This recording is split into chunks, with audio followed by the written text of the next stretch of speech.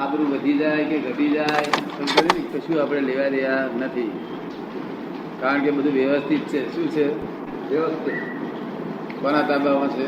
વ્યવસ્થિત. એટલે હજુ માણસ પાછી જિંદગી ડાયો થશે, ગાળો થશે, શું કહેવાય? માણસ પાછી જિંદગીમાં ગાળો થશે કે ડાયો થશે કોને ખબર છે? બધું વ્યવસ્થિત તાબામાં છે ને. એટલે આપણે જે હોય તે શું આપણે ગોળો થાય તો ગોળો જોવો, ડાયો થાય ડાયો જોતા હતા. આપણને કઈ અડે ને. શું કહે? આપણું જોવા જાણવાનું કામ છે, આપણું બીજું કશું કામ નથી. વ્યવસ્થિત જે બરોબર છે, બધો માલ જે ભરેલો છે નીકળી જાય એટલે જ પછી સહજ થાય. એટલે જ પછી સહજ થાય. તમે આજ્ઞામાં રહો તે દાડથી સહજ. તમે આજ્ઞામાં રહો ત્યારથી સહજ, ત્યાંથી સહજ જ ગણાય. તદ્દન સહજ, પૂરેપૂરું સહજ ને આત્મા સહજ.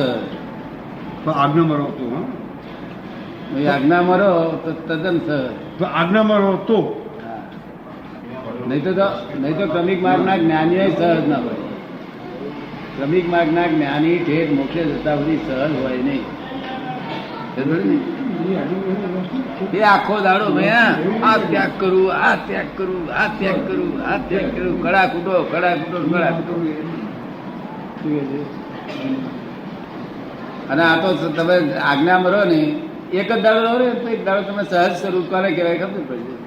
સહજ મને શીખવાડું તેના કરતા આમ રહો ને. શું હું તો રોજ રહું એટલે મને ખબર પડી જાય ને કે આમ સહજ છું. શું અનુભવ થઈ જાય? શું અનુભવ થાય પોતાની? હા, એ સારું. શું અનુભવ કરી ગયો. બીજાને પ્રશ્નો જ નહીં. બીજાને પ્રાયોરિટી નહીં આપવી જોઈએ કોઈ ચીજની. શું પ્રાયોરિટી આપવાની નથી દાદા, હવે અપાય કરી. બસ એ થઈ ગયું. સાચી વાત છે દાદા, સાચી વાત છે.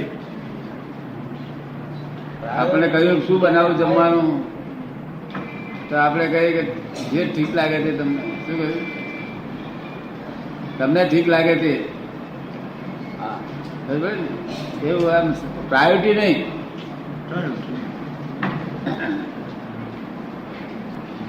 પ્રકૃતિ સહજ હોય, ચોરી કરે, લુચ્ચાઈ કરે, લબાડી કરે, તોય પણ સહજ પ્રકૃતિ. અને આ ભાઈ છે તે ધર્મ કરતા છે ને તોય સહજ નહીં, અસહજ. આખો દાડો ધર્મ કર્યા કરતા અસહજ પ્રકૃતિ. સહજ પ્રકૃતિ એટલે જેવું એને વીટ્યું હોય એવું જ કર્યા કરે, બસ બીજી પહોંચગઢ નહીં. અને આત્મા જો જ્ઞાતા દ્રષ્ટા રહે તો જ એ સહજ થાય, નહીં તો સહજમાં ઊંધું ગાલ્યું પાછું હરી કરી કે સહજ બગડ્યું. એટલે ભાવ હું આ કરું એ ભાવ થાય એટલે બગડ્યું પછી. ના, હું કરું એ ભાવ તો ના થાય, પણ મય છે તે આવું ના હોય તો સારું એમ કે. હા, એ કોઈ દખલ કરવા જાય ને હા, એ અસહજ થયું. જે છે તે બરોબર છે. આ સ્ત્રીઓને એવું સહજ હોય બધું.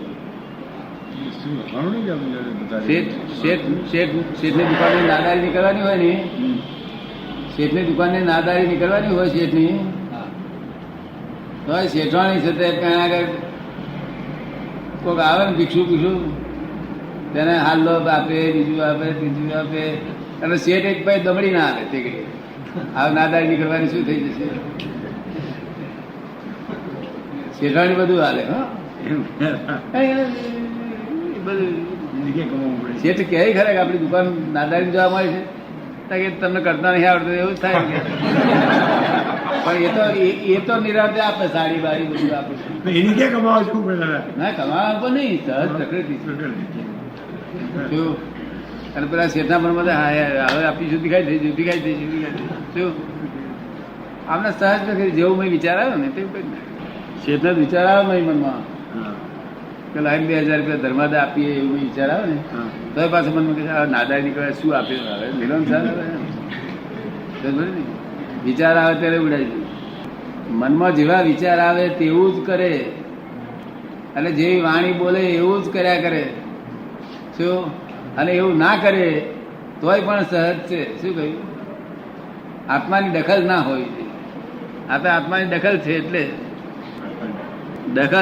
અસહજ થઈ ગયું.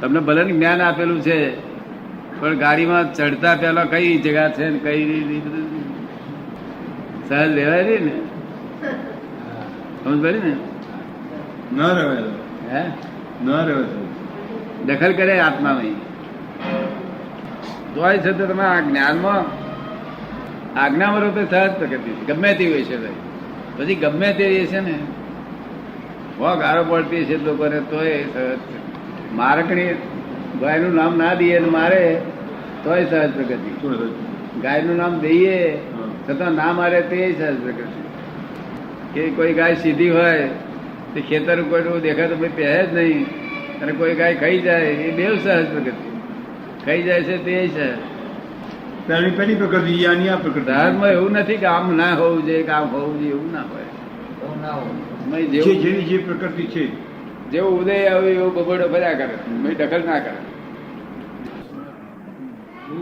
સમજ સમજ સમજ કરીને આપણે જે અડચણ આવે પૂછવું કે મને આવી અડચણ આવી